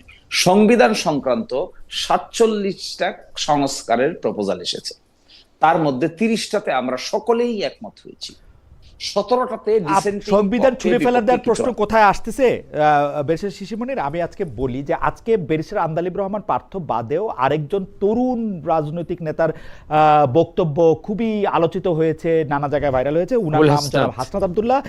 উনি বলছেন, উনি কিভাবে বলছেন আপনি দেখেন, সংবিধানকে যারা ছুঁড়ে ফেলতে চান তাদের স্বাধীনতা বিরোধী ট্যাগ দেওয়ার মধ্য দিয়ে খালেদা জিয়াকে অপমান করা হয়েছে কিনা, বেগম খালেদা জিয়াকে অপমান করা হয়েছে কিনা ভেবে দেখার আহ্বান জানিয়েছেন জাতীয় নাগরিক পার্টির অন্যতম মুখ্য সমন্বয়ক হাসনাত আব্দুল্লাহ। অর্থাৎ আপনারা হচ্ছেন সংবিধান ছুঁড়ে দেওয়া পার্টি, ছুঁড়ে ফেলে দেওয়া পার্টি। আর মানে এটা কিন্তু স্পষ্ট। এই বক্তব্য যখন হাসনাত আব্দুল্লাহ দিচ্ছিলেন তখন কিন্তু জামাতে ইসলামের যারা সংসদ সদস্য আছে, আপনি যেহেতু সেশনটি দেখেছেন সেজন্য আপনাকে বলি, তারা কিন্তু সমর্থন করেছেন তার কথা। যারা সংবিধান ছুঁড়ে ফেলতে চান তাদের স্বাধীনতা বিরোধী ট্যাগ দেওয়া ভুল হচ্ছে। আপনারা সংবিধান ছুঁড়ে ফেলতে চান, স্বাধীনতা বিরোধী ট্যাগটি নিতে চান না। আমি বলি আপনাকে, উত্তরটা হলো, জি, আজকের আলোচনা হয়েছে মুলতবি প্রস্তাবের পার্ট হিসেবে। আচ্ছা, আরো ব্যাকে যাই, চলেন। এই মুলতবি প্রস্তাবের নোটিশ দিয়েছেন বিরোধী দলীয় নেতা। এই মুলতবি প্রস্তাবের নোটিশ দেওয়ার কি কোনো প্রয়োজন ছিল? Answer is no. কেন হলো প্রয়োজন? প্রয়োজন হলো যখনই বিএনপি জুলাই জাতীয় সনদ বাস্তবায়ন আদেশ এর যে প্রক্রিয়া থেকে সরে গিয়ে নিজের মতো করে সংবিধানকে ব্যাখ্যা করা শুরু করলো, তখন প্রশ্ন আসলো আজকে সংসদে এটা আলোচনার বিষয়। আজকে কিন্তু সংসদে এটা আলোচনার বিষয় হওয়ার কথা না। আপনি দেখেন, একটা রোড ম্যাপ ঠিক করা হয়েছে, রোড ম্যাপটা আপনি মানছেন না, মানছেন না দেখে আজকে এটা আলোচনার বিষয়। যদি মানতেন তাহলে আলোচনার বিষয় হতো, তাহলে আলোচনার বিষয় হতো না। আমাদের আলোচনার বিষয় হতো। আমাদের আরেকটা বিষয় এবং আমাদের আচ্ছা, এখানে সালাউদ্দিন সাহেব আজকে যে কথাটা বলছেন খুবই অবজেকশনেবল। একটা লিডারশিপের ক্রেডিবিলিটি ডিপেন্ড করে কনসিস্টেন্সির উপরে। আপনি মহিউদ্দিন ভাই আমার সঙ্গে যদি এক কথা বলেন, আরেকজনের সঙ্গে আরেক কথা বলেন, নিশ্চয়ই আপনি ক্রেডিবল হবেন না। আপনার ক্রেডিবিলিটি যদি ধ্বংস হয় তাহলে ঠিকানা টক শো লাইট হয়ে যাবে। অবশ্যই আমি আইনজীবী, আমার কথা অবশ্যই আপনাকে আমরা সকলেই তাই মনে করি। আমরা তার আই উইটনেস। ওকে বেশা মনির, আমি এই প্রসঙ্গটাতে আমার একটু অন্য প্রসঙ্গে যাইতে হবে। আমি শুধু এই জায়গাটা আপনি একটু প্রশ্ন বলতে, বিএনপি কিন্তু বাস্তবায়ন নিয়ে কোনো প্রশ্ন তুলতেছে না, বিএনপি বলতেছে প্রক্রিয়া নিয়ে প্রশ্ন। আপনারা সেই জায়গায় বিএনপিকে সুযোগটা দিচ্ছে না কেন? আপনারা প্রক্রিয়াটার ছাড়া বিএনপি কিন্তু আপনাদের এই জুলাই সনদে যা যা কিছু আছে, আপনাদের বলতেছে আমাদের সবার জুলাই সনদের যা যা কিছু আছে তা নিয়ে কিন্তু আসলে কোনো কথা বলতেছে না। বিএনপিকে এই সুযোগটা কেন দেওয়া হচ্ছে না? শুধু মানে প্রক্রিয়াটা, হ্যাঁ এই জায়গাটা দুটো শব্দ দেখবেন, একটা শব্দ হলো সংবিধান অ্যামেন্ডমেন্ট, আর একটা শব্দ হলো সংস্কার। রাইট। সংস্কারের পথে যখন আমরা হাঁটছি তখন অ্যামেন্ডমেন্টের চাইতেও একটু বাড়তি কিছু আমরা করতে যাচ্ছি, যেখানে বড় ধরনের কিছু পরিবর্তনের প্রস্তাব করা হয়েছে এগ্রিমেন্টের ভিত্তিতে। এই প্রস্তাবটাকে রিয়েলিটিতে আনতে গেলে, সংস্কার করার প্রক্রিয়ার মধ্য দিয়ে গেলে, পরবর্তীতে আদালতে উপস্থাপন করে অসাংবিধানিক ডিক্লেয়ার করার যে প্রবণতা আমাদের দেশে আছে, এইটার এগেনস্টে একটা সেফগার্ড হবে। এইটাকে মাথায় নিয়ে আমরা সংবিধান অ্যামেন্ডমেন্টের চাইতেও যেহেতু একটু বড় কিছু করার প্রস্তাব করা হয়েছে, ছুঁড়ে ফেলার প্রস্তাব না, কিন্তু অ্যামেন্ডমেন্টের চাইতেও একটু বড় কিছু করার প্রস্তাব করা হয়েছে, যেখানে এক ব্যক্তি দুইবারের বেশি প্রাইম মিনিস্টার হতে পারবেন না, যেখানে রাষ্ট্রপতি প্রধানমন্ত্রীর ক্ষমতার ভারসাম্য থাকবে, যেখানে সাংবিধানিক প্রতিষ্ঠানগুলোতে নিয়োগ দেওয়ার ক্ষেত্রে একচ্ছত্র অধিকার প্রধানমন্ত্রী থাকবে না, যেখানে উচ্চ কক্ষ নিম্ন কক্ষ গঠিত হবে, যেখানে স্বাধীন দলীয় প্রধান সরকার প্রধান হবে না। বিরোধী দলের প্রধান কি দলের প্রধান থাকতে পারবেন সংসদে? বিরোধী দলের প্রধান, এখানে বিরোধী দলের প্রধানের ব্যাপারে কিছু বলা হয় না। কেন? এটা কারণ আমাদের সংবিধানে বিরোধী দলের প্রধানকে নিয়ে তো স্পেসিফিক কোনো আলোচনা নাই। আমার মনে হয় যে যেসব বিষয়গুলি বেশামনি তুলছেন সেগুলি পুরোপুরি তুলছেন। আমি শুধু কয়েকটা গুচ্ছ প্রশ্ন রতন ভাই আপনাকে করতে চাই। রতন ভাই আপনি বেয়াদবি নেবেন না, আমি একটু প্রশ্নগুলি করি আপনাকে। আপনি কি মনে করেন এখন থেকে ফ্রম নাও অন আমাদের সংবিধানে যা কিছু আছে সবকিছু বিএনপি মেনে চলে? যেমনটা আমরা জনাব সালাউদ্দিন আহমেদের কথা, যেমনটা আমরা অ্যাডভোকেট আসাদুজ্জামানের কথা আমরা জানতে পারলাম, অর্থাৎ স্বরাষ্ট্রমন্ত্রী আইনমন্ত্রীর কথায়, বিএনপি কি এই সংবিধানকে মান্য করে পথ চলছে? আজকে দেখেন কিছু কিছু ছোট ছোট ঘটনাগুলো কিন্তু মানুষের সন্দেহ অবিশ্বাস তৈরি করে। এই যে সালাউদ্দিন ভাই যখন আজকে দাঁড়ালো না, দেখেন ওনার একটা ছোট্ট একটা আবেগের জায়গা থেকে বলি, আমি তো না দাঁড়ালে অনেকে খুশি হয়। ওনার বক্তব্যে সালাউদ্দিন ভাই যেহেতু এটা নিয়ে স্টাডি করেছেন, দল ওনাকে ম্যাক্সিমাম দায়িত্ব দিয়েছেন, উনি তো এটা নিয়ে কথা বলবে, ডিবেট হবে। এখন কি বলা হচ্ছে, সালাউদ্দিন ভাই 8 বছর কোথায় ছিলেন, ওনার ভিতরে অমুক দেশের চিফ। রতন ভাই আমি এই প্রসঙ্গটাতে পরে আসবো। রতন ভাই এই প্রসঙ্গটাতে আমি পরে আসবো। রতন ভাই আমি এই প্রসঙ্গটাতে পরে আসবো। আমার প্রশ্ন, বিএনপি এখন থেকে বা যখন থেকে সংবিধানের অধীনে নির্বাচিত হয়েছে, স্পিকার হয়েছে, সেগুলি প্রত্যেকটা জায়গায় সংবিধান পালন করা উচিত কিনা, মান্য করা উচিত বলে মনে করে কিনা? অবশ্যই উচিত এবং মেনে চলছে। আপনারা কি সংবিধানের, আমার সামনে সংবিধানটা খোলা আছে, আপনারা কি সংবিধানের 4 ক অনুযায়ী জাতির পিতা বঙ্গবন্ধু শেখ মুজিবুর রহমানের প্রতিকৃতি, রাষ্ট্রপতি, প্রধানমন্ত্রী, স্পিকার ও প্রধান বিচারপতির কার্যালয় এবং সকল সরকারি ও আধা সরকারি অফিসে, স্বায়ত্তশাসিত প্রতিষ্ঠানের সংবিধিবদ্ধ সরকারি অফিসে দেখাচ্ছেন? সেখানে যেটা হয়েছে সর্বশক্তিমান আল্লাহর উপর আস্থা এবং বিশ্বাস, এটাই তো সংকুচিত হয়েছে।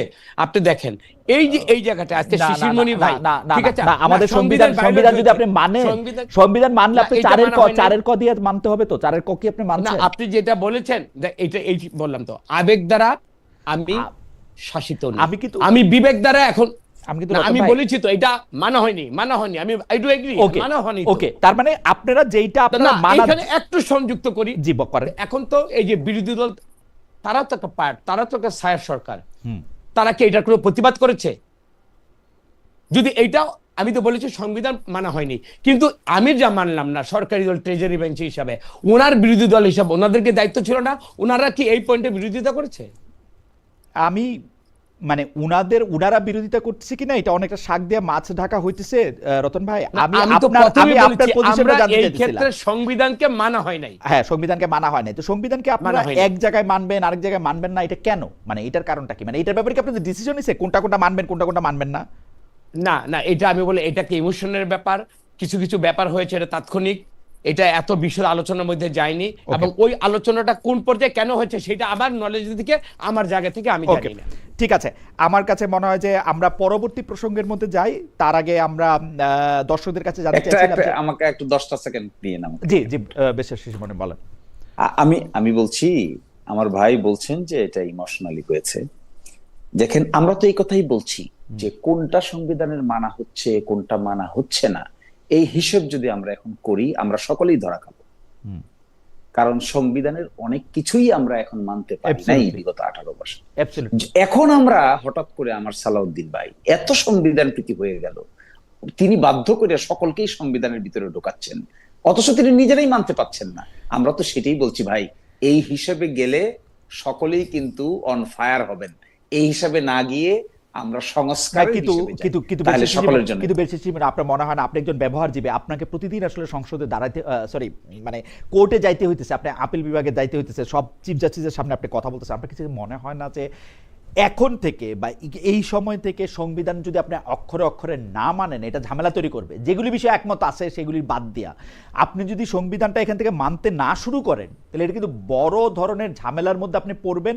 আজকে আপনি যেটা রায় নিয়ে বাইরে হয়ে আসবেন জনাব শিশির মনির, আগামীকালই কিন্তু সেটা আবার বাতিল হবে, কারণ আপনি সারাক্ষণ সংবিধানটাকে লেটার এবং স্পিরিট দুইটা দিয়ে আপনার ফলো করতে হয়। এটার উত্তর আছে কিন্তু। জি বলেন তো উত্তরটা। এই যে এই বিষয়গুলো অনুধাবন করে, এই যে আপনি একটা কথা বলছেন না, I do agree with you, I have full respect to your opinion. At the same time এই যে অ্যানোমালিস গুলো হয়ে গেছে, অ্যানোমালিস গুলো হয়ে যাচ্ছে, এগুলো তো আমরা রিয়েলাইজ করার পরেই আমরা বললাম সংবিধান নির্বাচন হওয়ার প্রথম কাজ হবে সংস্কারের কর্মটা কুইকলি সেরে ফেলা। আচ্ছা, আজকে 40 দিনের উপরে সরকারের বয়স হয়েছে, যদি এই সেটেল ম্যাটারকে আনসেটেল না করতো, আমার ধারণা এতদিনের সংবিধান সংস্কারের স্কিম পরিপূর্ণভাবে বাস্তবায়িত হয়ে যেত, কিন্তু তা করতে দিচ্ছে না। ওয়েল, আমার কাছে মনে হয় যে আমি এখনো বিএনপির ইনটিউশনের মধ্যে কোনো রকম কোনো প্রবলেম দেখতে পাচ্ছি না, কিন্তু আমি প্রবলেম দেখতে পাচ্ছি, কারণ সেটা আমি প্রবলেমটা দেখতে পাচ্ছি যে বাস্তবায়নের ক্ষেত্রে আপনারা দুজনের দুটি পথ দুটি মত হচ্ছে, কিন্তু আমার কাছে এখনো ইনটিউশনটা, কারণ তারা বারবার বলছেন, তাদের দলনেতারাও বারবার বলছে তারা জুলাই সনদ থেকে আলাদা হতে চান না, জুলাই স্পিরিটকে তারা লালন করেন। আমরা দেখা যাক, কিন্তু আমি পরবর্তী প্রসঙ্গে আসলে যেতে চাই, কারণ একটা টক শোতে তো এই ব্যাপারগুলি সমাধান করা সম্ভব না। তবে আমি যেটা মনে করি যে সংবিধান যদি না থাকে তাহলে এটা মানে লয়াররা, বিশেষ করে শিশির মনিরের মতো যারা খুবই প্র্যাকটিসিং সিনিয়র লয়ার, তারা আসলে এই ব্যাপারটা সবচেয়ে ভালো হারে হারে অনুধাবন করে, সেই জন্য তিনি বলতেছিলেন যে এটা সেটেল হয়ে যাওয়া উচিত ছিল। এই ব্যাপারটা সবাই খেয়াল করবেন। আমি পরবর্তী প্রসঙ্গে যাওয়ার আগে দর্শকদের কাছে যে প্রশ্ন করেছিলাম সেটা একটু বলে নেই। ইরান যুদ্ধের কারণে বাংলাদেশ পেট্রোল পাম্পগুলিতে জ্বালানি তেলের সংকট তৈরি হয়েছে।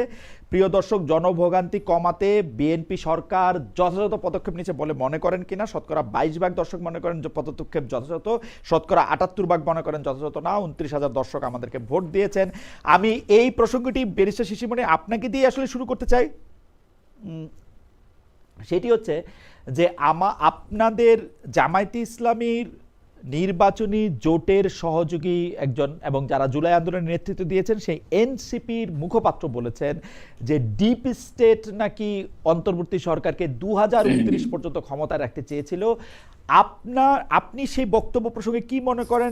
বাংলাদেশের ডিপ স্টেট আসলে কারা? আমি একই প্রশ্ন রতন ভাইকেও করতে চাই। আমি প্রথমে শিশির মনির আপনাকে একটু শুনতে চাই যে ডিপ স্টেট আসলে কারা কারা 2029 সাল পর্যন্ত?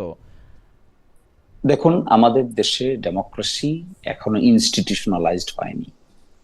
আমরা নিজেরাই এই জন্য দায়ী। সময়ের ব্যবধানে আমরা সংবিধানকে কাটাছেঁড়া করেছি, মার্শাল ল জারি করেছি, বাকশাল কায়েম করেছি, পার্লামেন্ট নির্বাচন হতে দেই নাই, রিগিং করেছি, আমিরাবি নির্বাচন করেছি, তত্ত্বাবধায়ক সরকার ডেভেলপ করেছি। এগুলো করে আমাদের দেশে আমরা রাজনৈতিক পট পরিবর্তনের সিস্টেমটাকে স্মুথ করতে পারিনি, ইলেকশন মেকানিজমকে স্মুথ করতে পারি নাই। ফলে বারবার আমরা দেখি বাংলাদেশের শাসন ব্যবস্থায় কয়দিন পরে পরে অ্যাক্সিডেন্ট হয়। কখনো কেউ বন্দুক নিয়ে আসে, কখনো কেউ তত্ত্বাবধায়ক সরকার নিয়ে আসে, কখনো কেউ ইন্টারিম গভর্নমেন্ট নিয়ে আসে, কখনো কেউ 111 নিয়ে আসে। এগুলো কেন হয়? এগুলো হলো রাজনৈতিক নেতৃবৃন্দের সমস্যার সমাধানের পারস্পরিক বোঝাপড়ার অভাবের কারণে। যে সমস্ত পলিটিক্যাল ক্রাইসিস আমাদের দেশে হয়েছে তার মেজর দোষারোপ করতে চাই আমি রাজনৈতিক নেতৃবৃন্দকে। যদি আমরা এখানে ডেমোক্রেসিকে ইনস্টিটিউশনালাইজড করতে পারতাম তাহলে ডিপ স্টেটের প্রশ্ন আসতো না। ডিপ স্টেট সবসময় আনসার্টেন পজিশন খুঁজে, সেটেল পজিশনের ভিতরে ডিপ স্টেট হয় না। ডিপ স্টেট খুঁজে, যেমন ক্ষমতার পট পরিবর্তন এভাবে যখন হয় তখন তো একজন চাইবে কাকে ইনফ্লুয়েন্স করবে কাকে ইনফ্লুয়েন্স করবে না। যার কাছে টাকা আছে সে টাকার লোভ দেখাবে, যার কাছে শক্তি আছে সে শক্তির লোভ দেখাবে, যার কাছে অস্ত্র আছে সে অস্ত্রের লোভ দেখাবে। এগুলোই, যার কাছে ডিপ্লোমেসি আছে সে ডিপ্লোমেসির লোভ দেখাবে।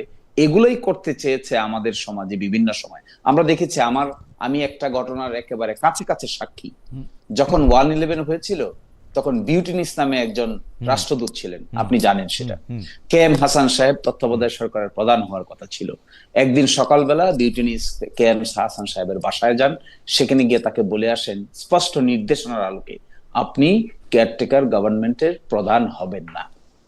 এবং এই কথা আমার লার্নির সিনিয়র বাংলাদেশের অনেক প্রথিতযশা ব্যারিস্টারদের একজন, তাকে তিনি সরাসরি বলেছেন যে আমাকে আমি এখানে একটু 2 পয়সা দিয়েই বেরিয়েছে। মানে আসলে জাস্টিস কে এম হাসানের সঙ্গে আমার অনেক দিনের পরিচয়, তিনি আমাকে অনেক স্নেহ করেন, মানে অনেক ক্ষেত্রে বাড়াবাড়ি রকমের স্নেহ করেন।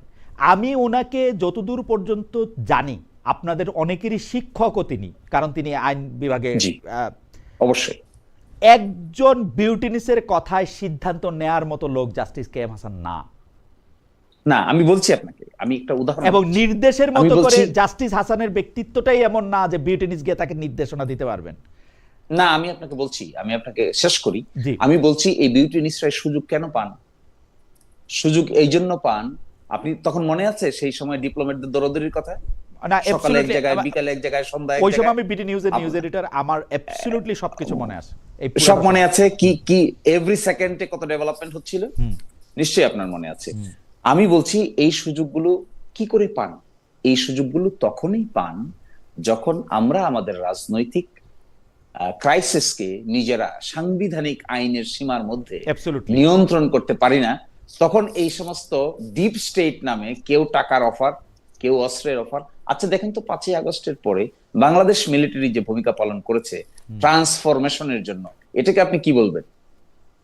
এই যে বাংলাদেশের মিলিটারি কিভাবে একটা সরকার যাবে, কিভাবে কিছু লোক ওখানে অংশগ্রহণ করবে, কিভাবে বাংলাদেশের মিলিটারি ভূমিকা নিয়ে আমাদের আসলে একটা লম্বা এবং খুবই নিরপেক্ষ আলোচনা হওয়া উচিত 5 আগস্টের আগে এবং পরে। আমি বাংলাদেশের মিলিটারিকে অনেক ধন্যবাদ দিব। তাদের ধরেন 5 আগস্টে আগে পরে আরো অনেক বেশি মানুষের হত্যা হইতে পারতো, খুন হইতে পারতো। আমার ধারণা, আমার সাথে তাদের কোনো আলাদা করে কোনো কথা না, আমার ধারণা বাংলাদেশের মিলিটারির কারণে এই হত্যাযজ্ঞ থামানো গেছে।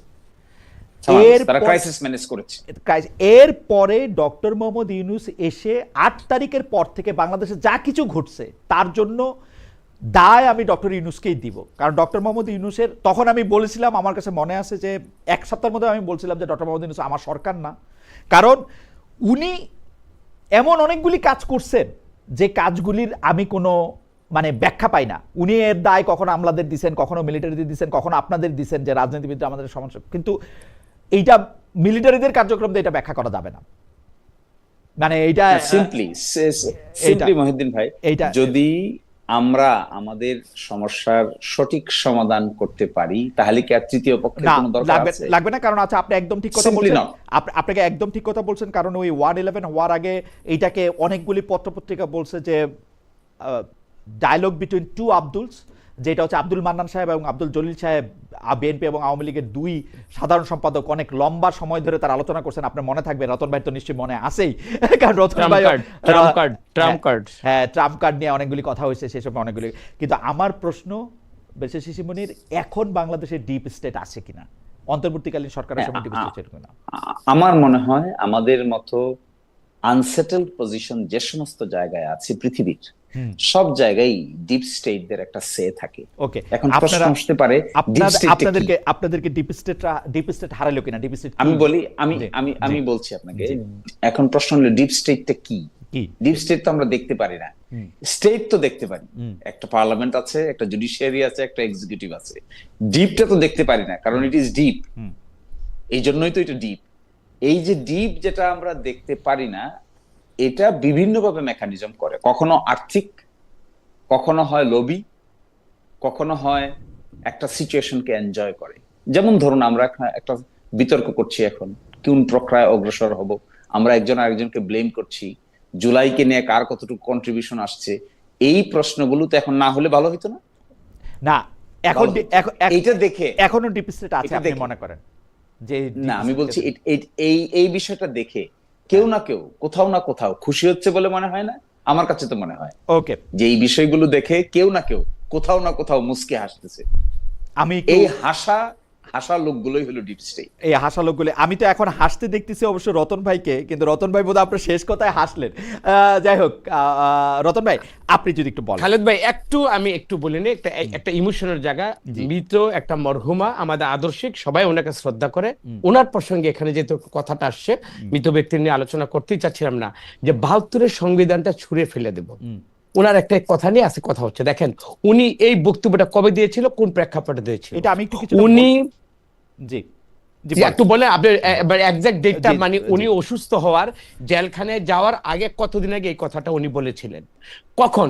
যখন ওনার উপরে সংবিধানের, যেখানে ভোট ছিল না, কোনো নিয়ম, সংবিধান কোনো নাগরিকের ওদিকে মানা হচ্ছিল না, যখন নিষ্পেষণের চরম যাতা করলে এই দেশটা শেষ হয়ে যাচ্ছিল, তখন উনি একটা বক্তব্যের প্রসঙ্গে এই কথাটা বলেছিলেন। কিন্তু দেখেন এই মানুষটাই কিন্তু, এই মহামানবী মানুষটাকে আমি বলি, উনি যখন সুস্থ হয়ে এই রেজিমটার পরিবর্তন দেখলেন, এক জবান দিয়ে ওনার দিয়ে কোনোদিন প্রতিহিংসা পরায়ণ হয়ে মানুষ যেটা জিদের বসে বলে, এই আওয়ামী লীগের নাম উচ্চারণ করেনি, ফেসিস্ট হাসিনার নামটা উচ্চারণ করেনি।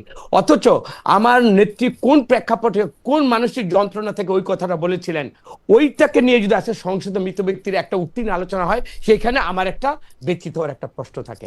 এখন আমি যেই কারণে হাসছিলাম, ডিপ স্টেট নিয়ে যেই সংজ্ঞাটা শিশির মনি ভাই, এখনো এটা শেষ হয়ে গেছে কিনা, এটার অস্তিত্ব এখনো আছে কিনা, আমি শিশির মনির ভাইয়ের একটা হাসির মধ্যে আমি একটা আমার হাসার একটা জায়গা খুঁজে পেয়েছি। কেমন? জি বল। এই যে যিনি বলেছেন একটা সরকারের আসিফ, উনি নিজে থেকে উনি এটার ব্যাখ্যাটা দিয়েছে, অথচ এই এনসিপির ভাইদেরকে নিয়েই আজকে ওনারা একটা জোট করেছে। তার মানেটা কি? এর অস্তিত্ব, এর অনুসন্ধান, এটার মধ্যে মনে হয় শিশির মনি ভাইয়ের ভবিষ্যতে পাঠ থাকতে পারে, বা এখনো সুপ্ত একটা মানে অভিলাষ ওনার ভিতর থাকতে পারে। ওনার হাসিটা দেখেই আমি মনে করি এখন বাংলাদেশে, আমি মনে করি, কিন্তু রতন ভাই, আমি অন্ততপক্ষে আপনাকে হাসাতে পেরেছি। না রতন ভাই হাসাতে পেরেছেন, হ্যাঁ, না একটু বলি, হাসাতে পেরেছেন কারণ গণতন্ত্র হাসছে, মানুষের ভোটের অধিকার আমি আপনি সবাই ফিরে পেয়েছি।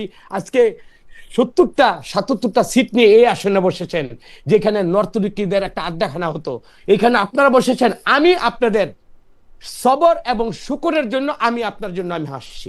বাট ডিপ স্টেট যখনই হবে না, ডিপ স্টেট যখনই প্রশ্নটা আসবে, সেইখানে আমি জানি অনেক কিছু আমার কাছে ডকুমেন্টস নেই। এই বাংলাদেশে ইলেকশন হবে 12 তারিখে, এটা আগের দিনও কেউ কোনদিন বিশ্বাস করে নাই। এইটাই হলো ডিপ স্টেটের যারা কুশীলব। আমি জানি এটা কারা জড়িত, ওইটা পরাজিত হয়েছে, আমার গণতন্ত্র, মানুষের ভোটের অধিকার জয়যুক্ত হয়েছে। আমার হাসন কারণ এটা খালিদ ভাই। এটা রতন ভাই, আমি আপনাকে তাহলে প্রশ্নটা সরাসরি করে, আপনার হাসির কারণটা জানা গেল যে, এবং আপনি বেগম খালেদা জিয়া যে নিয়ে যে উক্তি, সেই উক্তিটা আপনি কোন প্রসঙ্গে দেওয়া হয়েছিল সেটাও আপনি আসলে ব্যাখ্যা করেছেন। কিন্তু আমার কথা হচ্ছে যে ডিপ স্টেট এখনো আছে কিনা, আপনাদের জেতার পেছনে ডিপ স্টেট কাজ করেছে কিনা, এই প্রশ্নটার উত্তর আসলে আপনি কিভাবে দিতে চান? যে স্টেটকে দেখা যায় সেটা তো হচ্ছে স্টেট, যেটাকে দেখা যায় না সেটা ডিপ স্টেট।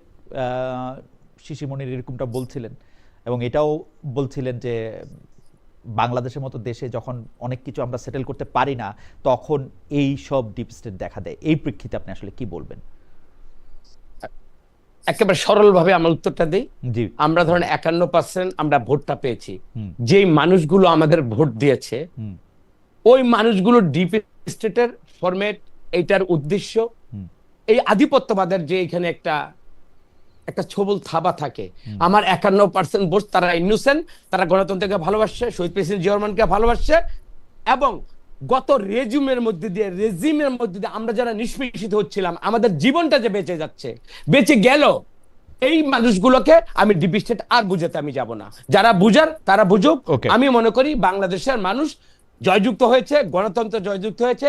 আমার আবেগী, আমার মা আদর্শিক চেতনার যে খালেদা জিয়ার স্বপ্ন পূরণ হয়েছে, সেই জন্য আমি হাসি, এবং ইনশাল্লাহ আমরা হাসিটা যেন কন্টিনিউশন থাকে, এবং সেইখানে আমাদের ঐক্যমতের যে একটা আগামীতে যে পার্লামেন্টে এটা সেটেলড ইস্যুতে যাবে, সেখানে শিশুর মনির ভাই অবশ্যই যেন পার্টিসিপেট করে, এবং দেশ এবং জনগণ যেন আমরা উন্নতি এবং একটা সুন্দর একটা ভবিষ্যতের দিকে আমরা এগিয়ে যাই। একটু বর্তমানের একটু প্রশ্ন করি যে 111-এ যারা ক্ষমতাধর সামরিক ও বেসামরিক, জি বেসামরিক, আসছি আপনার কাছে। আমি জি আচ্ছা, আপনি কি শেষ করবেন?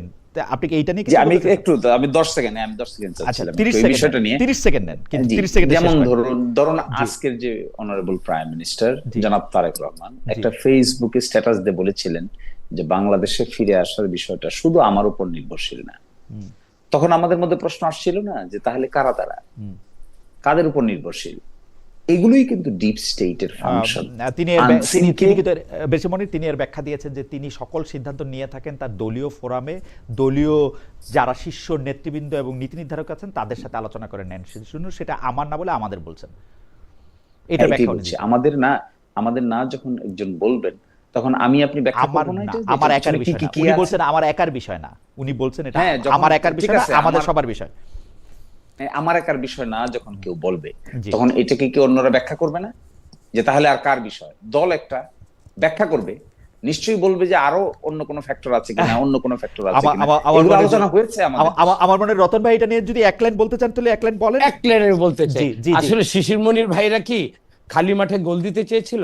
যারা বলেছিল বাংলাদেশে তারেক রহমান দেশে আসবে না, মুসলিম তারেক রহমানকে দেশে আসতে তো শিশির মনির ভাইরা আটকায় রাখে নাই না, এটা তো ভাই বরং তারেক রহমান ভাইয়ের সঙ্গে গিয়ে শফিকুর রহমান ভাই লন্ডনে গিয়ে দেখা করে আসছেন।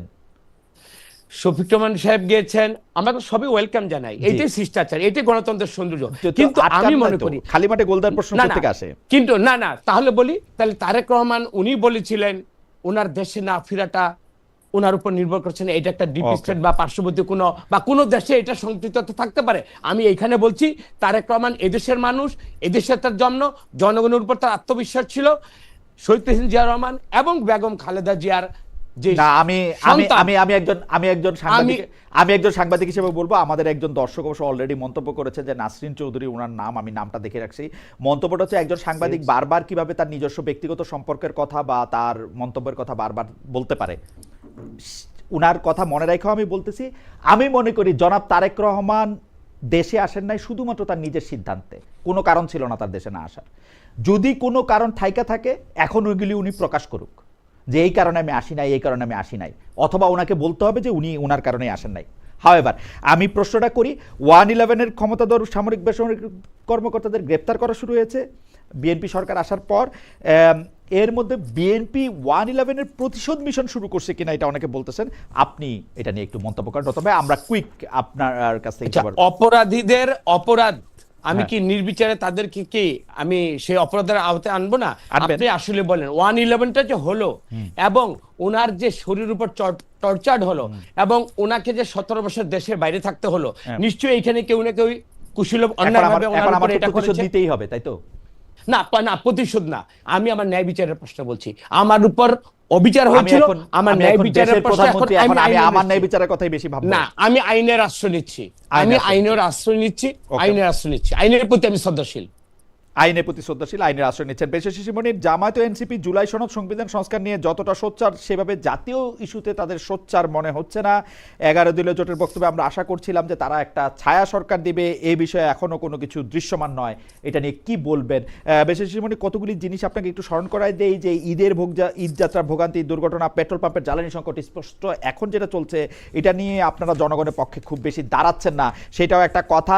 ইরানে আমেরিকা এবং ইসরায়েলের আক্রমণের ক্ষেত্রে আপনাদের যে অবস্থান, সেই অবস্থান সুস্পষ্ট নয়। সরকারের মতো আপনারাও একটা কি বলি, ধরি মাছ না ছুঁই পানি অবস্থান নিয়ে রাখছেন, একটু যদি বলেন আমাদের।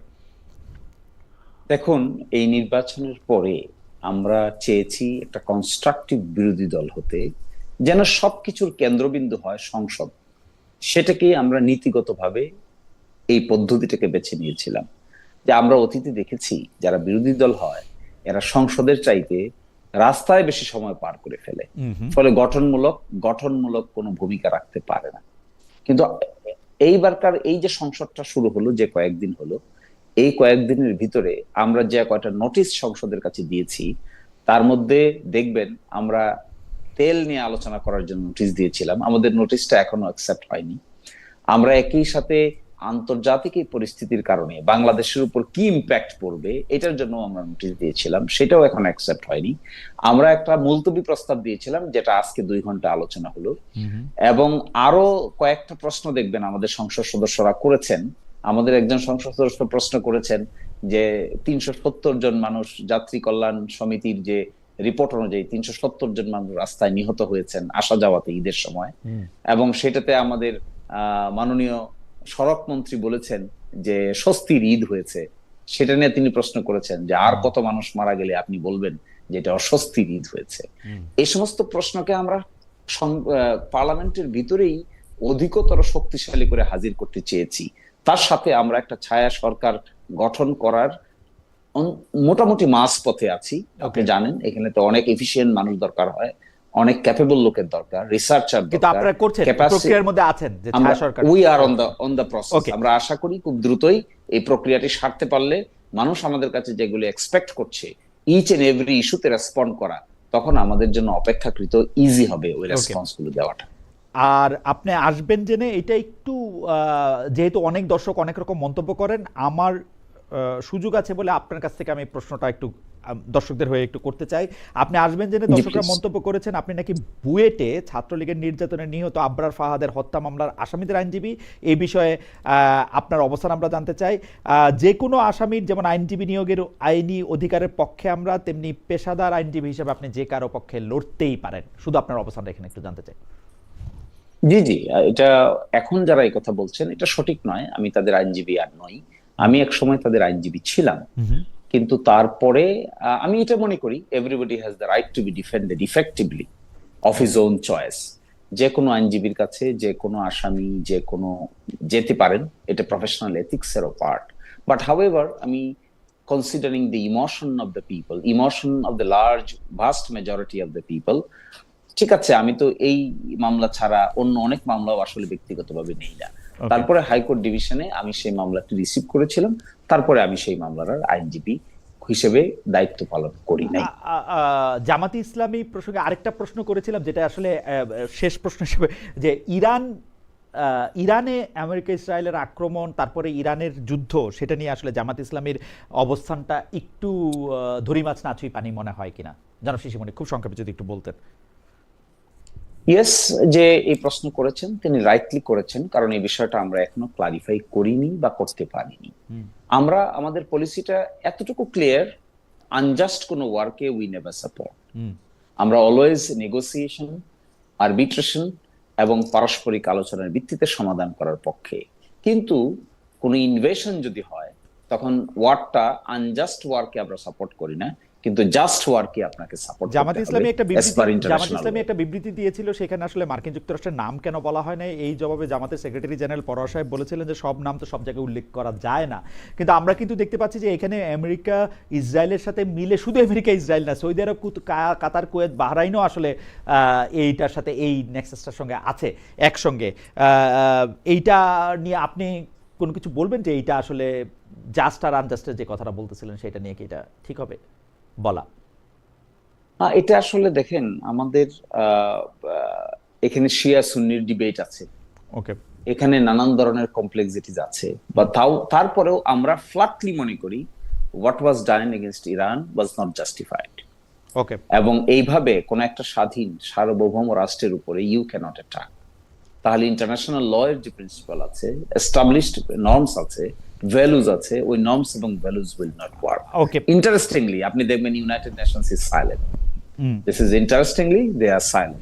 So we expect things will be solved in terms of maintaining sovereign principal of the Nations.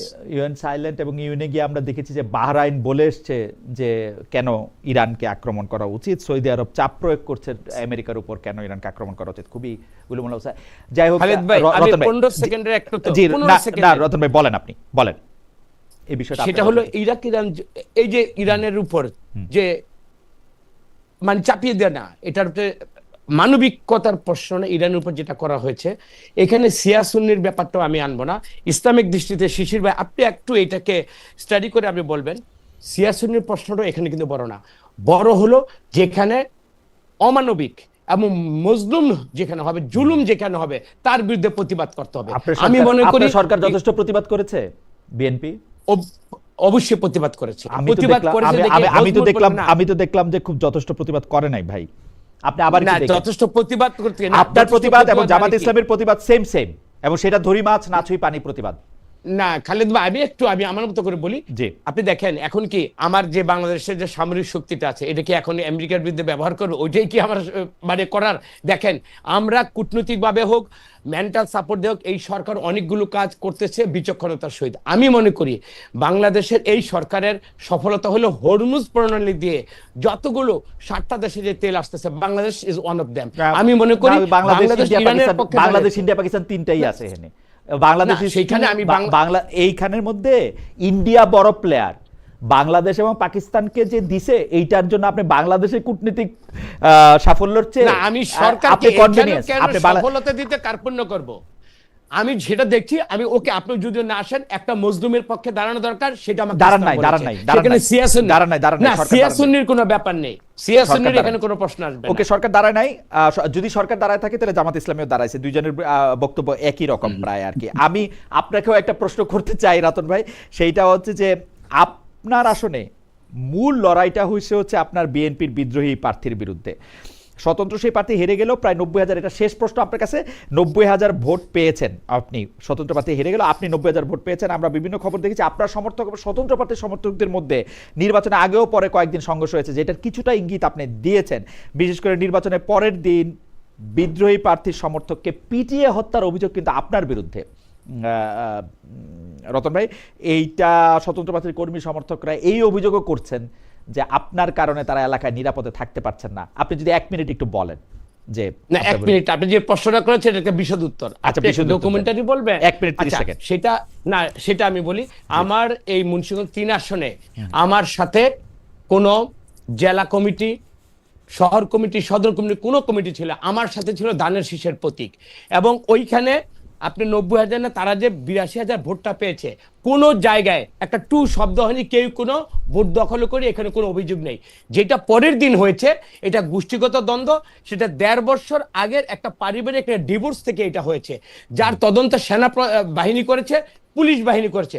কোথাও জাতীয়তাবাদী দলের আদর্শে যে ধানের শীষের প্রতীক বা আমার সম্পৃক্ততা কোথাও উচ্চারিত হয়নি, উচ্চারিত হয়েছে আমার তারেক রহমানের বিরুদ্ধে। বুঝতে হবে এইখানে একটা পলিটিসাইজ করে মানে সবকিছু মধ্যে ছিদ্র অন্বেষণ করতে চায়। আমি খালেদ মহদুদ আপনাকে সম্মান রেখে বলতে চাই, মুন্সিগঞ্জ 3 আসনে সারা বাংলাদেশে ক্যাজুয়ালিটির বাইরে ইলেকশন হয়েছে। পরের দিন যেটা হয়েছে একেবারে গোষ্ঠীগত দ্বন্দ্ব, সেটা প্রিভিয়াস 2 বছর আগে একটা পারিবারিক একটা দ্বন্দ্ব থেকে এটা হয়েছে। আর এই পরে থাকতে পারছে না এরকম কোনো এলিগেশনস নেই।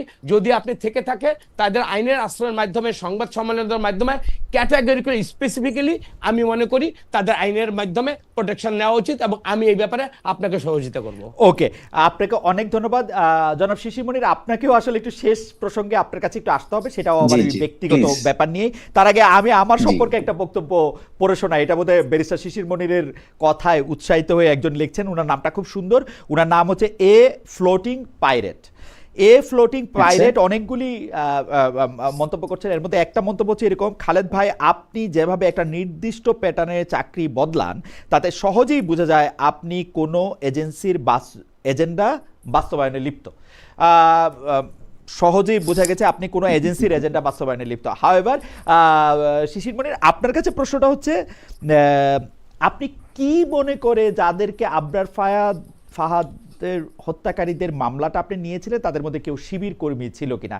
আপনি এটা নিয়ে 1 মিনিট একটু বলে আমরা আজকে শেষ করতে চাই। এটা আমাদের এরকম কিছু না। আপনি জানেন আমি সুপ্রিম কোর্টের আইনজীবী, আমি অনেক সেন্সেশনাল ক্রিমিনাল কেসেসও করেছি, কনস্টিটিউশনাল কেসেসও করেছি। মানুষ আমাদের কাছে আসে, বিভিন্ন জন অনেক কমপ্লেক্স ইস্যু নিয়ে আসে। আসলে আইন পেশার এই স্টেজে এসে আমরা যেগুলো নিয়ে আদালতে ফাইট করি এগুলো সবই কমপ্লেক্স ইস্যু। ওকে, কোনো ইজি বিষয় নিয়ে মানুষ আমাদের কাছে আর এখন আসে না। আমি একটা সুতরাং কে কোন দল, কে কোন মত এখানে ইম্পর্টেন্ট না, ইম্পর্টেন্ট হলো ইস্যু নিয়ে আমাদের কাছে আসে। এক্স্যাক্টলি রতন ভাইকে সাক্ষী রেখে আমি একটা কথা বলি, দর্শকরাও সাক্ষী থাক। সেটা হচ্ছে যে আমার কাছে কেউ যখন মানে আগের সরকারের সাথে থাকার কারণে বা কোনো কারণে যখন তারা মামলা মোকদ্দমার মধ্যে আসে, তারা যখন কোনো আইনজীবীর কথা আমার কাছে জানতে চায়, আমি সরাসরি জনাব শিশির মনিরের কথা বলি যে শিশির মনিরের কাছে যান। এখন আওয়ামী লীগের লোকরা আপনার কাছে আসে কিনা শিশির মনির, কি অবস্থা সেটা বলেন। অনেক আসে এই দেখছেন আওয়ামী লীগের লোকেরা আপনাকে বিষয়টা, হ্যাঁ মূল বিষয়টা হলো ভাই এখানে open for all, open for all. Awami League BNP চাইতেও আমাদের কাছে যেগুলো নিয়ে আসে এগুলো কমপ্লেক্স বিষয় নিয়ে আসে। কমপ্লেক্স বিষয়। যেমন আজকে এক মামলা করেছি যে 6 বার বেইল রিজেক্ট হয় নাই, রিজেক্ট হয়ে গেছে 6 বার। 6 বার 7ম বারের মতো আমাদের কাছে আসছে বেইল করার জন্য। তো এটা কোন দলের লোক আসলো এটা ইম্পর্টেন্ট না, ইস্যুটা থেকে গেলে আমাদের কাছে আসে। বিকজ আল্লাহ তাআলা হয়তো আমাদেরকে এরকম অপরচুনিটি দিয়েছেন এগুলো ডিল করার, আর কিছু না এখানে। আমার বিচারক বন্ধুরা আমাকে আমি ওনাদেরকে সরাসরি জিজ্ঞেস করি যে মানে তোমরা যে আসনে বসছো সেই আসনে মানুষের মৃত্যুদণ্ড দেওয়া যেতে পারে, মানে তোমরা একটা জামিন দিতে এত ভয় পাও কেন? মানে হিসাবটা কি? জামিন তো কাগজপত্র দিয়ে দিবা, জামিন হচ্ছে মানুষের, এটা মানে এই প্রশ্নে কোনো জবাব নাই। এখন আমি আশা করব যে বাংলাদেশে এরকম একটা ন্যায় বিচারের জায়গায় গড়ে ওঠে যেখানে মানুষ আসলে তার মতো করে মানে আবারও 15 সেকেন্ডে একটা সুযোগ দিতে জি জি রতন ভাই বলেন, রতন ভাই বলেন অনুষ্ঠান শেষ। যারা জেলখানায় থাকে তারা হলো মজলুম, জি, কিন্তু আমি একটা হাদিস শরীফের উদ্ধৃতি দিয়ে বলছি, জি, বন্দি যারা মজলুম থাকে এতিম মিসকিনের সাথে বন্দি মজলুমকে মুক্ত করতে বলছে। হয়তো এই শিক্ষাটা এই হাদিসটার উপর বেশি মানে আমল করতেছে আমাদের শিশির ভাই, এই জন্য সবার জন্য উনি দাঁড়ায়। এটা মানবিক দৃষ্টিকোণ থেকে হতেই পারে। আমার কাছেও তাই মনে হয়। আমার কাছে শুধু মনে হয় যে প্রত্যেকটা মানুষের ন্যায় বিচার পাওয়ার অধিকার আছে, এবং সেই ন্যায় বিচারটা থেকে যদি সে কেন বঞ্চিত না হয় তার ধর্ম, বর্ণ, আদর্শ ইত্যাদির উপর ভিত্তি করে। অ্যাডভোকেট শিশির মনির, আপনি যদি কোনো শেষ কথা বলেন আমরা শেষ করি। না, আমি শুধু একটা শেষ কথা বলি, আসলে আইন পেশাটাকে আমি খুব এনজয় করি। I love this profession. মাঝে মাঝে মনে হয় আমার জন্মই হয়েছিল মনে হয় আইনজীবী হওয়ার জন্য। I like books, I like court, I like interpretation of laws. I like and love it. Sometimes I love it more than my existence. এই জন্য এই পেশাটাকে নিয়ে অনেকে অনেক কথা বলতে